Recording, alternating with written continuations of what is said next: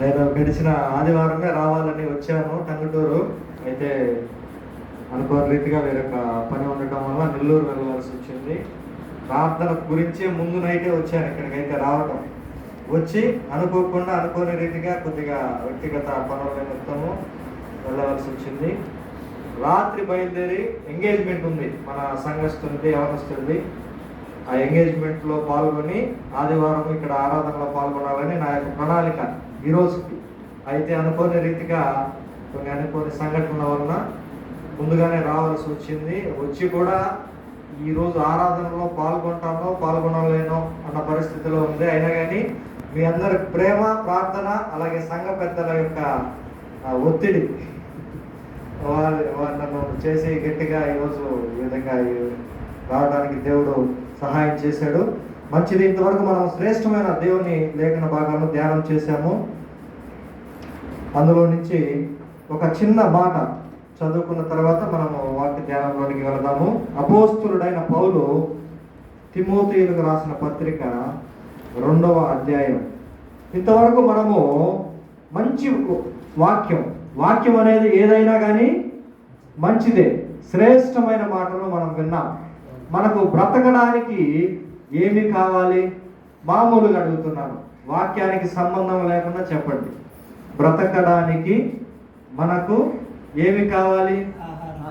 ఆహారం కావాలి, మొట్టమొదటిది. ఇంకా నీరు, ఇంకా గాలి. ఆది మానవుడికి వస్త్రాలు లేవు.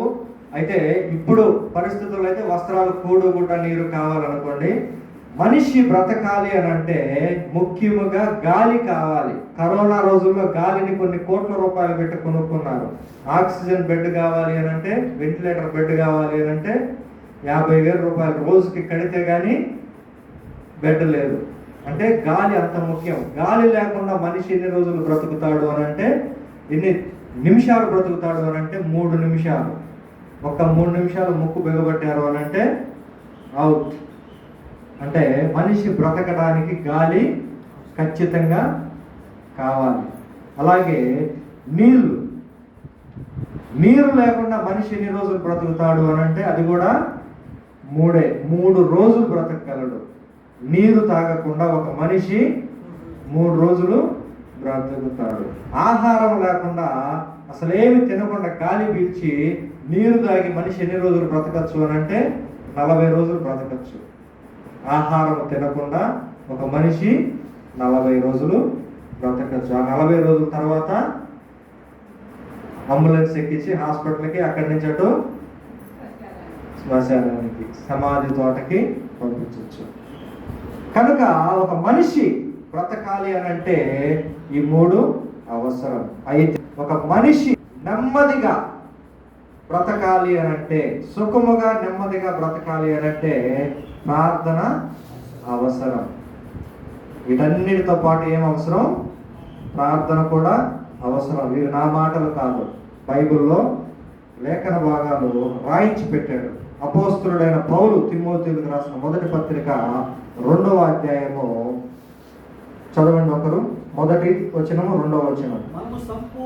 మనము సంపూర్ణ భక్తియు మాన్యతయు కలిగి నెమ్మదిగాను సుఖముగాను బ్రతుకు నిమిత్తము అంటే బ్రతకాలి అనంటే నెమ్మదిగా బ్రతకాలి. అలాగే సుఖముగా బ్రతకాలి అనంటే ఏమి కావాలి? చదవండి. అన్నిటికంటే ముఖ్యముగా మనుషులందరి కొరకు, రాజుల కొరకు, అధికారులందరి కొరకు విజ్ఞాపనములను, ప్రార్థనలను, యాచనలను, కృతజ్ఞతాస్తుతులు చెల్లించాలి. వాక్యం ఏం చెప్తా ఉంది? మనిషి బ్రతకాలి అనంటే నాకు నెమ్మది లేదు, నా కుటుంబంలో సమాధానం లేదు అని అంటే ఏం లేదు? నీలో ప్రార్థన లేదు. నీవు నెమ్మదిగా బ్రతకాలి, సుఖముగా బ్రతకాలి అని అంటే ఏమి కావాలి? ప్రార్థన కావాలి. మరి ముఖ్యముగా ఆ ప్రార్థన కూడా ఎలా చేయాలి అని అంటే ఆ వచన భాగం మొదటిలో ఉంటుంది. సంపూర్ణ భక్తి. ఎలా ఉంది నీ భక్తి జీవితం?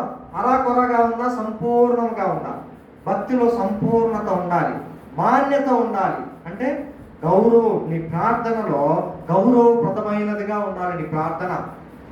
ఒకరు ఒక మాట చెప్తే ఆ మాట ఎప్పుడు చెల్లుబాటు అవుతుంది అని అంటే ఆ చెప్పేవాడికి తగిన గౌరవం ఉంటేనే.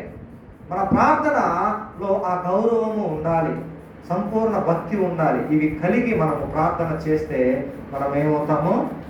సుఖముగా నెమ్మదిగా బ్రతుకుతాము. ప్రార్థన ఎందుకు చేయాలి? బ్రతకడానికి చేయాలి. మనకు బ్రతకడానికి నీరు, గాలి, ఆహారంతో పాటు ఏం కావాలి? ప్రార్థన కూడా కావాలి. దేవుడి వాక్యము అదే చెప్తా ఉంది. మంచి మాటలు మనం ఇంతవరకు విన్నాము. అయితే అది నా అంశం కాదు, కానీ వచ్చింది కాబట్టి దేవుడు నన్ను ప్రేరేపించాడు ప్రార్థన గురించి. ప్రార్థన బ్రతకాలి అని అంటే ప్రార్థన అవసరం. ఆ ప్రార్థన కూడా సంపూర్ణ భక్తి, మాన్యత కలిగి ప్రార్థించినట్లయితే మనం నెమ్మదిగా జీవిస్తాం. అయితే నేటి అంశం ఏంటి అని అంటే పోరాటము. ఒక మనిషి తన జీవితం